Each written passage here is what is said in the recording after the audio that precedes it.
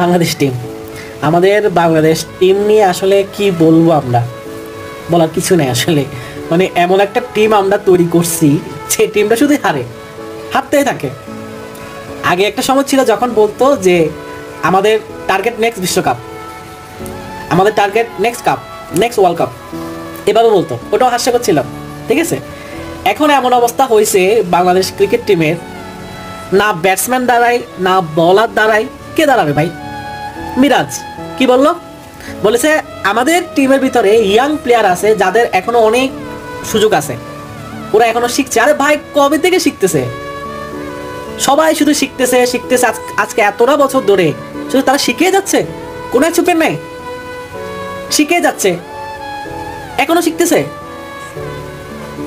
অভিজ্ঞ যে ব্যাটার, অভিজ্ঞ যে বলার, তারাও শিখতেছে, তারাও শিখতেছে। কি ছিল